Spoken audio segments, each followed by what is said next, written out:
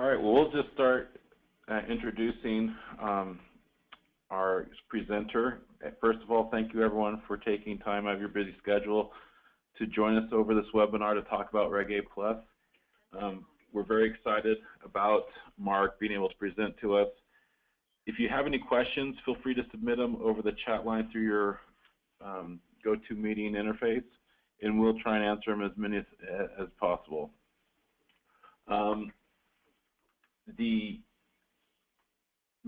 We're going to have pretty much an open dialogue with Mark, and he'll share with us the ebook that he wrote and a lot of the information that he's gathered the last several weeks since the SEC has come out with the guidelines. Mark, are you ready to go? I am. Thank you very much. Yes.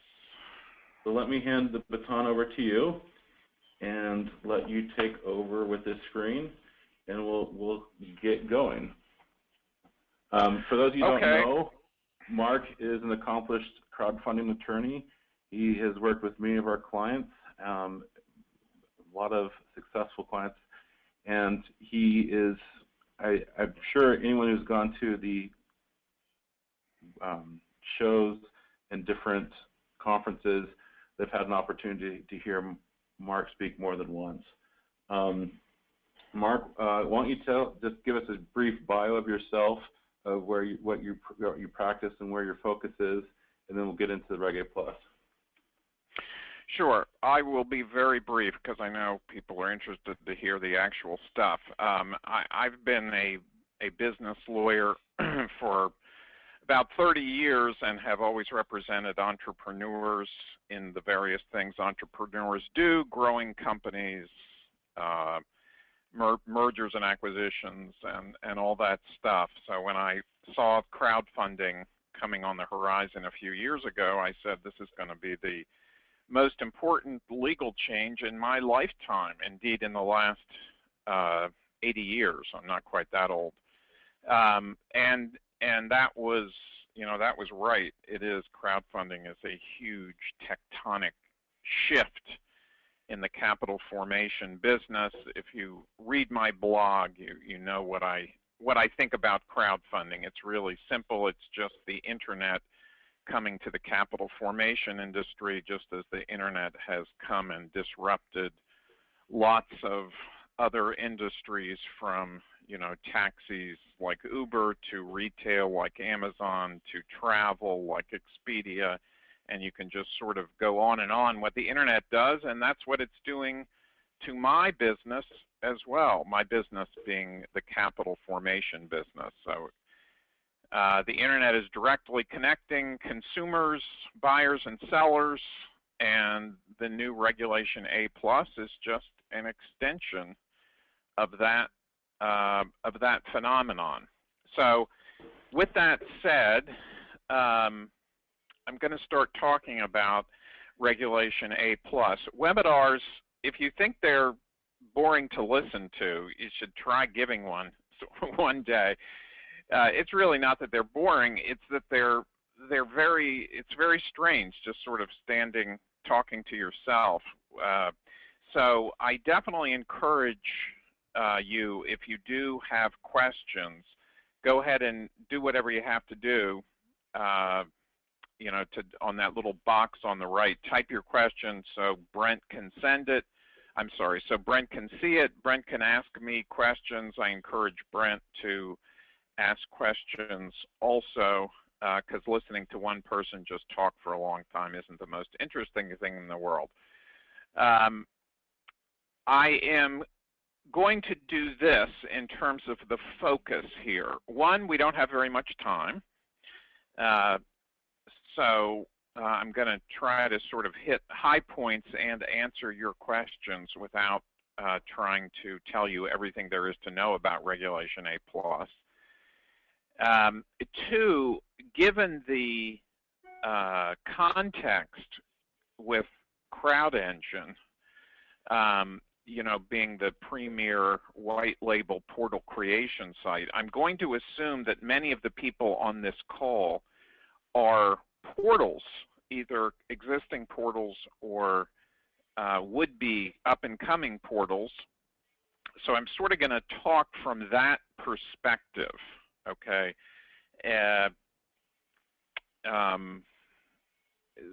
So I'm not going to talk so much from an issuer perspective or from an investor perspective. I'm really talking about portals and how portals fit in. So anyway, the new Regulation A+, the reason everyone is so excited is it does a few things. One, it allows issuers to raise a lot of money, up to $50 million for a single offering, or actually I should say for multiple offerings within any given 12-month period for any issuer. $50 million, quite a lot of money. Now, it is true that under existing Title II, you can raise $50 million, you can raise $150 million. There's no limit on how much you can raise under Title II, so it's not just the $50 million. The key is that now, for the first time under Regulation A, you can raise that money from non-accredited investors, whereas, as we all know, portal operators know, Title II has been limited to accredited investors. And so I don't know exactly how many non-accredited investors there are in this country, 100 million or something like that. That's quite a lot of people, and I will get back to that in a moment if we have time. But the third reason Regulation A+ is so important is a totally lawyer reason, and that is, for the first time under Regulation A, you're not going to need state approval. In the past, we've had Regulation A for 50+ years, but to use Regulation A, you had to get state approval in every state where you sold securities. And that doesn't just mean filing a little form with the state. You actually had to get approval, register a big offering statement, and get each state's approval. And that, as you can imagine, has been so expensive and so time-consuming as to be prohibitive for anyone who wanted to raise money in more than a couple states. And that's why Regulation A hasn't been used. So you get three things. You get up to $50 million every 12 months. You get non-accredited investors, and you get what we call state preemption. And those three keys sort of unlock the door to this brave new world. So, Mark, on that, tell me a little bit more about the state preemption and why that matters. What's the significance behind that? Well, it's time and cost. If you are trying to raise, I have clients who are about to start raising money using Regulation A+, for example, using Facebook, and they're going to touch investors, small investors. Undoubtedly, they will touch investors in 50 states. And if you had to file a thick book and get it approved in 50 different states, you just couldn't do it. You just can't do it. It's too expensive, too time-consuming. Each state, understand, can impose its own requirements. They can come back to you and say, well, instead of 2 years of audited statements, we want you to do 3 or 2.5, or any of 500 other things that each state could ask you. So that has just been such a high hurdle. That's why virtually nobody uses or has used Regulation A despite its long history. Gotcha. So if we're raising less than $20 million, do you have to use Tier 1? Are there options there? What do you recommend? Or what are the differences? Okay, so this is how it works. First, Regulation A+ is divided into 2 tiers. So there are really 2 flavors of Regulation A+ offering, and the SEC has called them tiers. And slightly different rules apply to each tier. Tier 2 allows you to raise up to 50 million, whereas Tier 1 only allows you to raise up to 20 million. So you can raise more money in Tier 2. And Tier 2 is the only one that has the state preemption. So if you use Tier 1, you still have to go through all the states. However, Tier 2 comes with a cost, and that is you have to have audited financial statements, and in general, you have to do fairly extensive ongoing reporting to the SEC. So sort of the big picture is the SEC allows you to avoid state registration and raise a lot more money, but at a cost of kind of higher disclosure costs. And there's been an area of confusion of people saying, well, does that mean if I'm only raising $15 million or $10 million that I don't get the state preemption? And the answer is no, because no matter how much you're raising, if you were only raising $1, that would be a pretty crazy offering. But if you were only raising $1 million or $2 million or 5 or 10 or 15 million, you are allowed to elect to use Tier 2. So there's been a lot of confusion out there on that question. And I'm glad you asked that question. You elect Tier 2, that means you get the state preemption. It means some other stuff, including filing audited financial statements. Gotcha.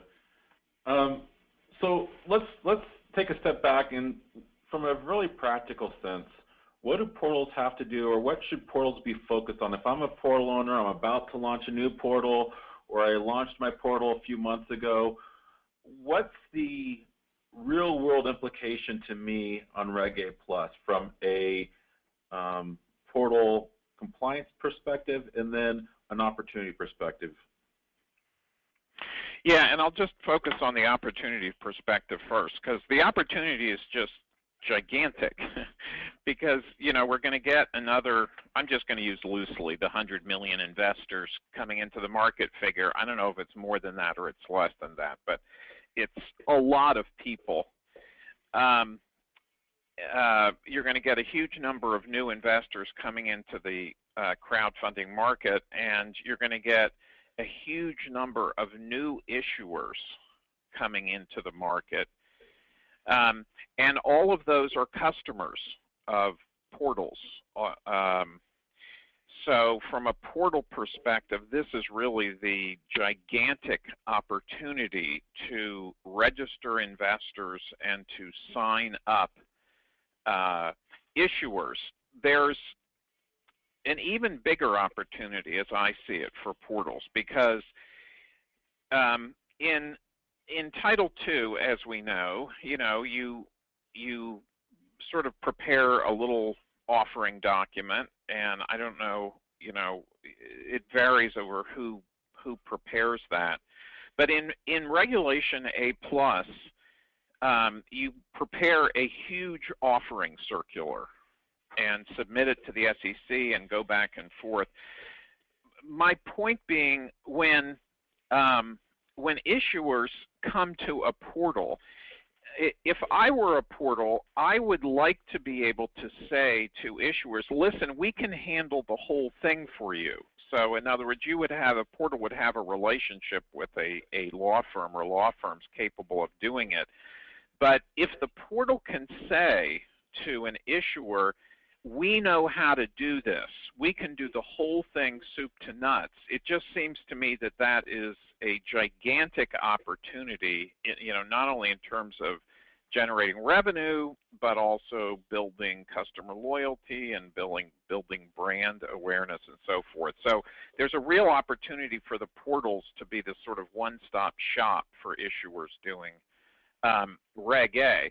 Now, in response to the first part of your question, which I think is a great question, because it's crucial. What do portals need to be doing right now? Right now, Regulation A+ is not in effect. It comes into effect around June 1st, meaning nobody can file anything with the SEC until June 1st, or within a few days of June 1st. No one can file anything. You can't start actually selling securities until then, meaning you can't start taking money.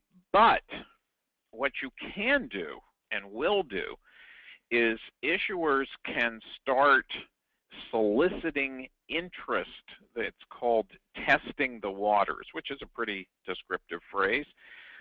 So issuers, even before they file the thick book with the SEC, can start making solicitations about asking potential investors whether the investors would be interested. And of course, the reason issuers do that is if there's, if they test the waters and there's no interest, maybe the issuer doesn't go ahead with the offering.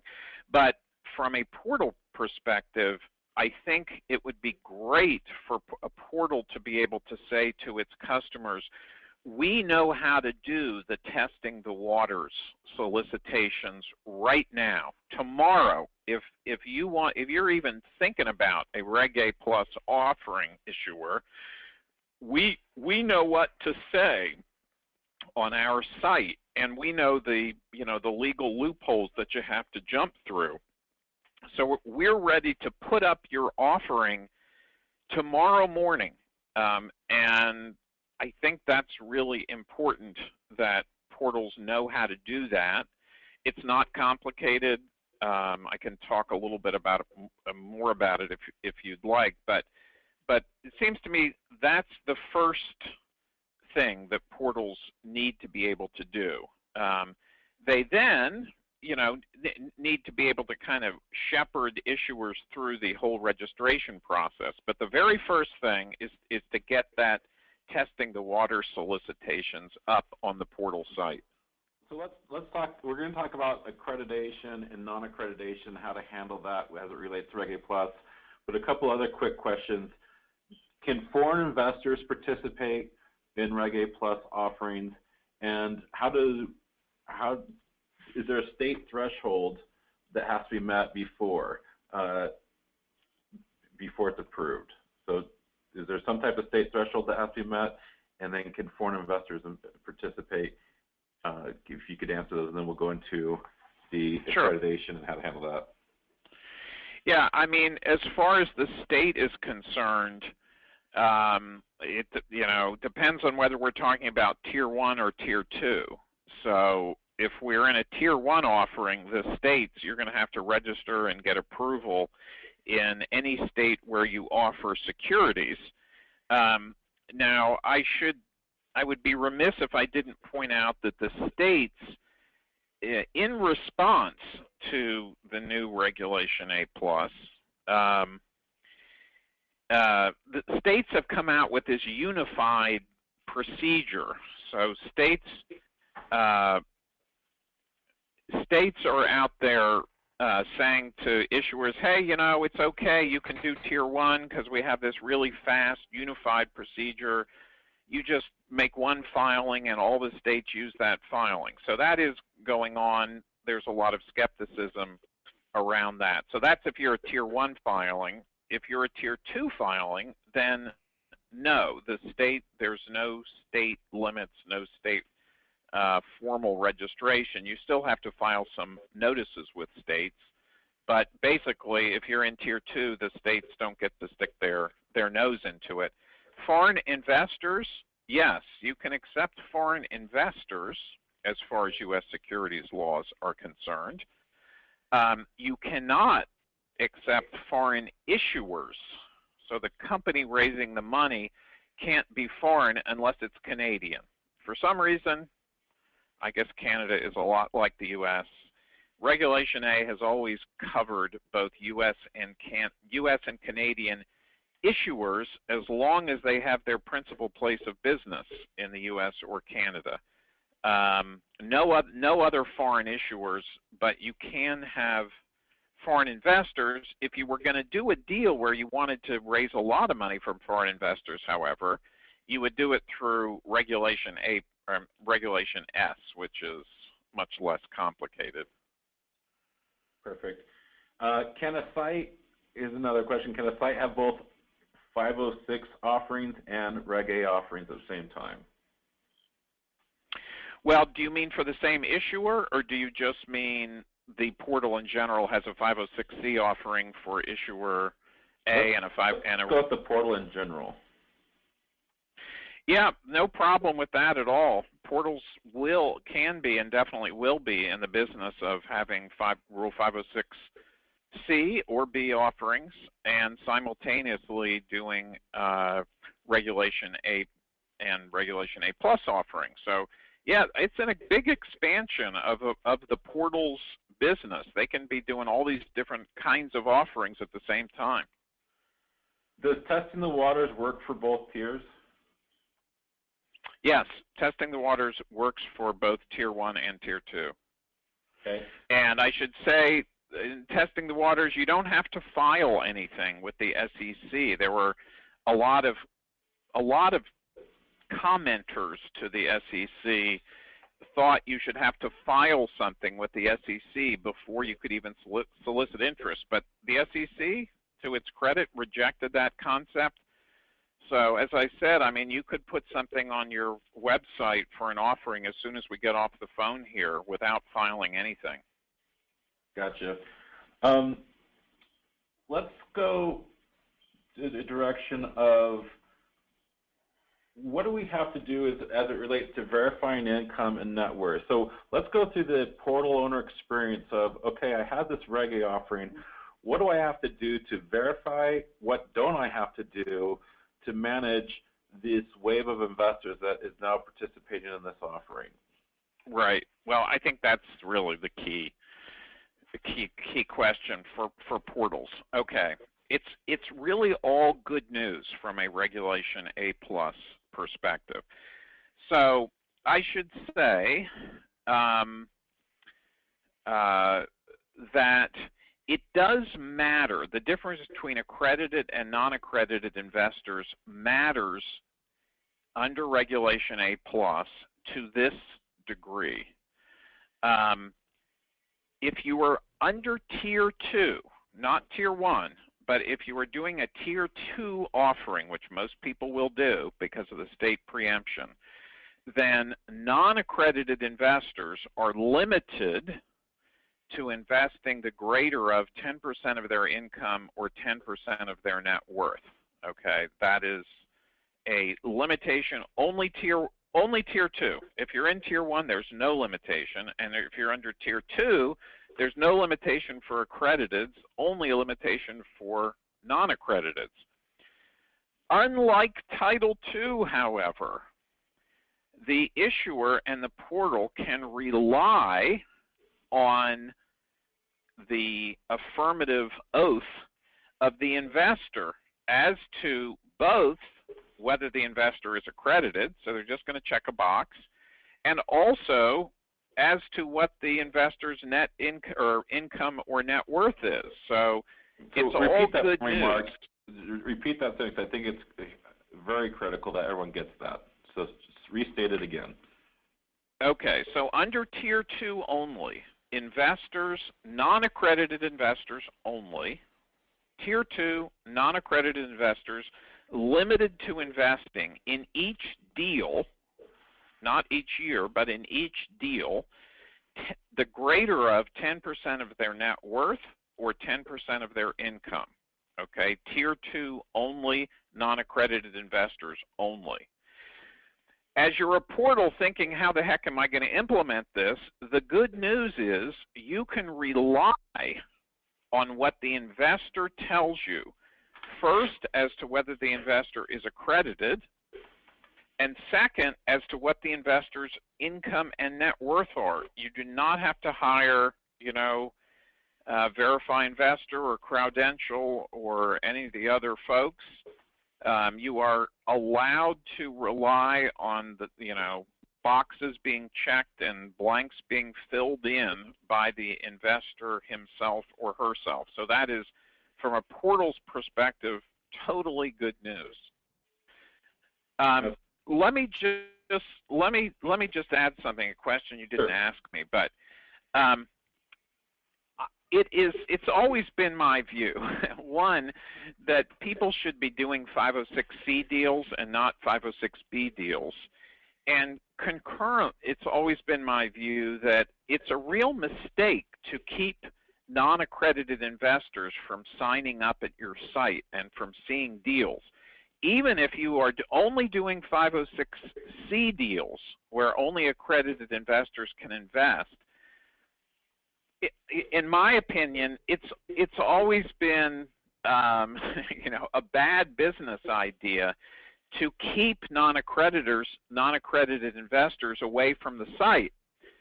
And because in my view, you know, what if the non-accredited investor has a bunch of accredited investors who are friends? I not only want the non-accredited investor to see the deals, I even want him to be able to, you know, email or tweet or something, or Facebook deals, so that accredited investors can see them. But be that as it may, in the past, it is even more true now that if you're a portal, you want non-accredited investors to come to your site, register at your site, be welcomed, feel at home, and be able to see the deals.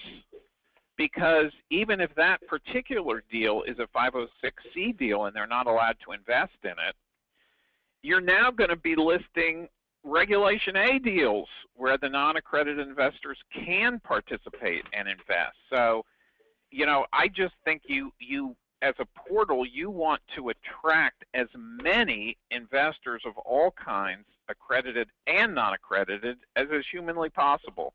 That's just my little editorial comment. No, I appreciate that.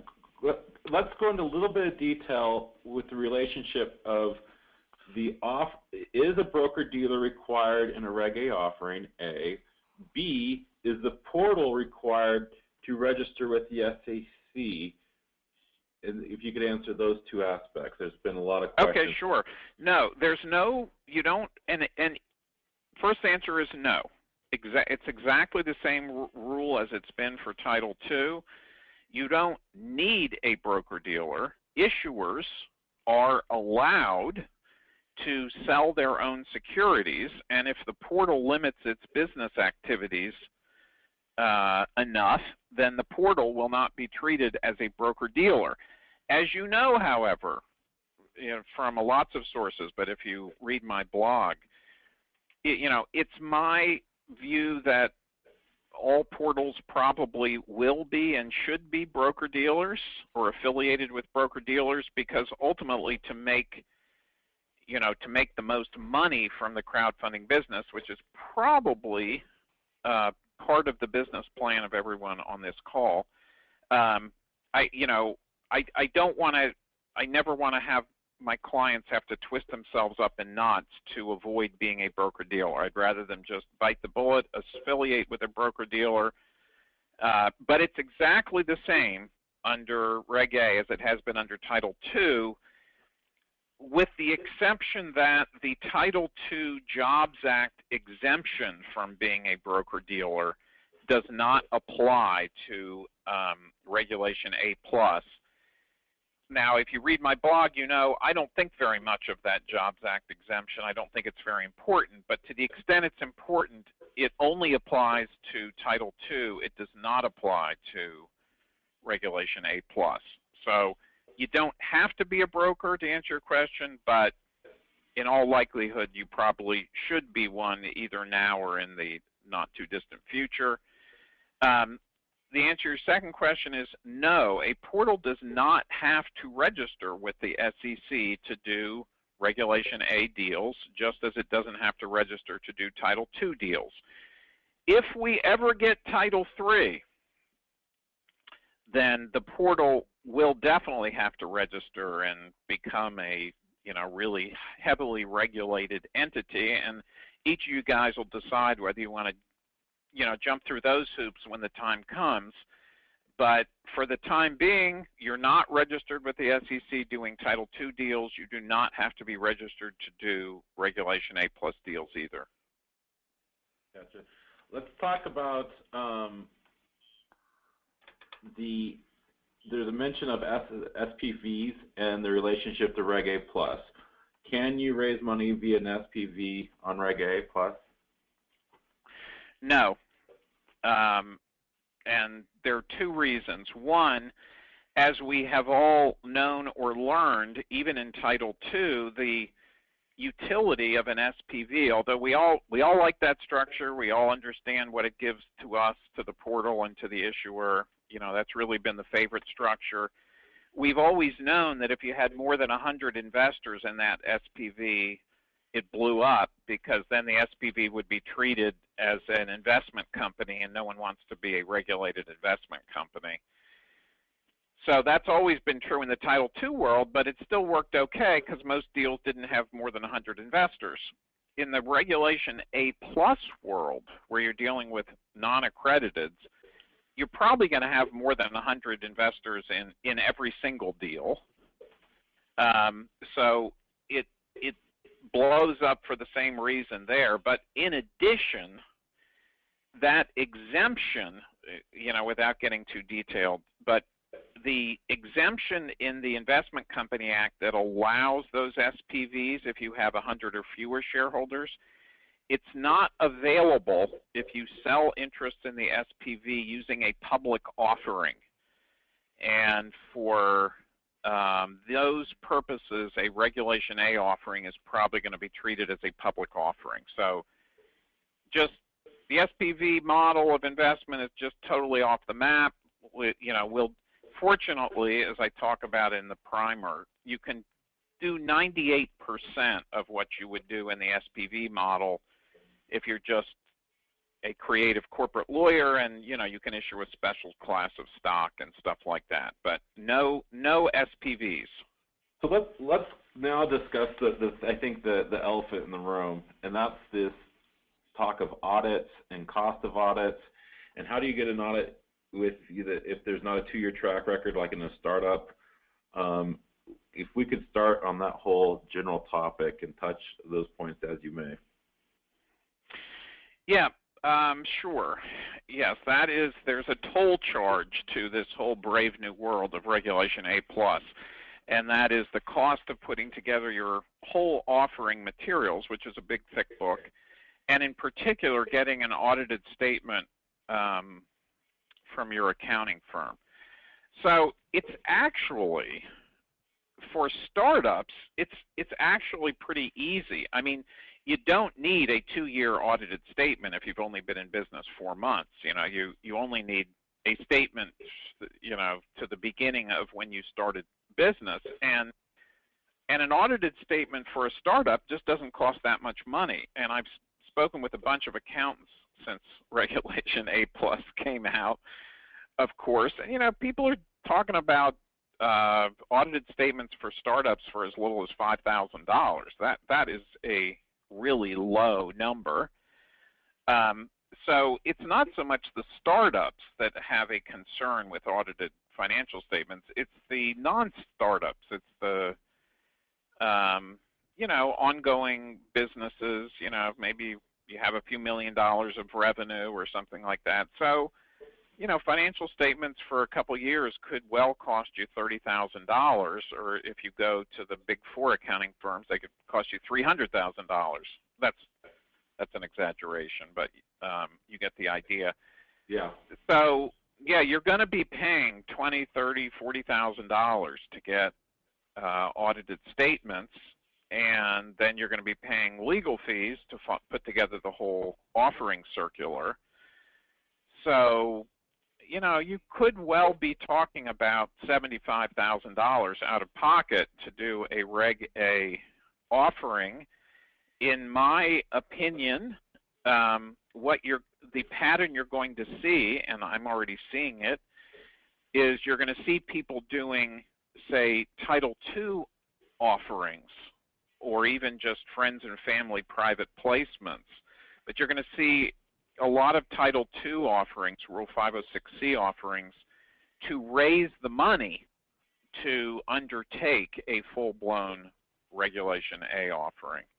And of course, the people who invest in that initial round are going to get, you know, a better deal than the people who come in the subsequent round, as is always the case, and that'll probably become standardized. But So I've given you more information than you asked for. It's expensive, and probably a lot of companies will need to go out and raise the money to do it. Does the tier affect the likely cost to do of the offering? Well, yes, but there's a little bit of offsettingness. You only need audited statements under Tier 2. On the other hand, if you're under Tier 1, you have to go through the state, the state reviews. So how that is going to play out for an individual, where that balance comes out for an individual company is hard to tell.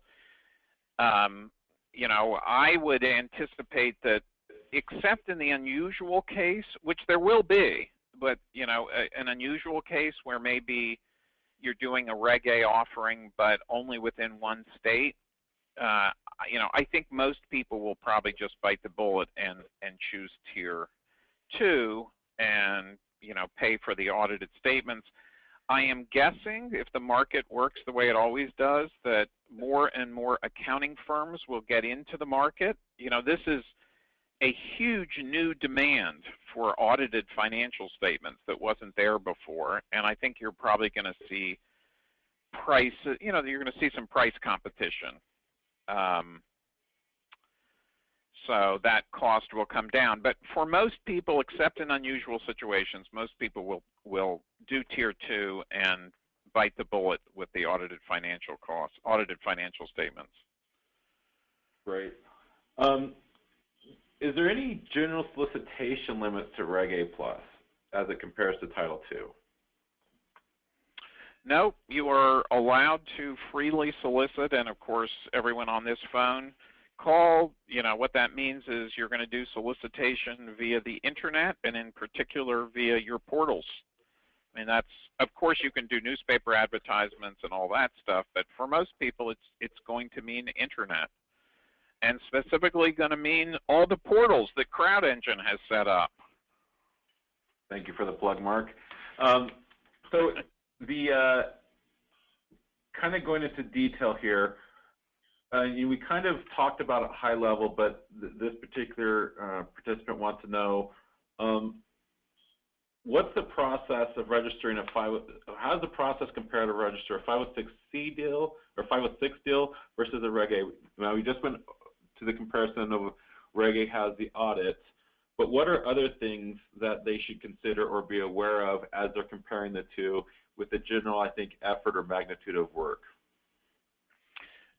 Sure. And by the way, almost everything I'm talking about is in this primer that I guess everyone is going to get following this call.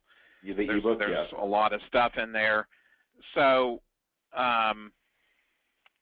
let me just, first I'll just make a very stark statement. To start selling securities, okay, as all you guys who run portals know, we can, if someone comes to me today or to you today, we can get a Title II offering up and running and start selling securities within a week. We can real quickly do a disclosure document, get all the information up. We can do it in a week. Right now, to actually sell securities and start getting money in a Reg A offering, you could be looking at 6 months. So that is a huge difference in time. Now, to try to answer the specific question, to do a Regulation A offering, you have to put together an offering statement and an offering circular, and they are similar in scope, not quite as extensive or expensive, I guess I should say, to the S1 that you have to put together for an actual, an IPO, a public offering. So Regulation A is a mini public offering, and it entails a huge amount of detailed information about the issuer and its business and its officers and directors, and so it's a big, thick book with detailed information.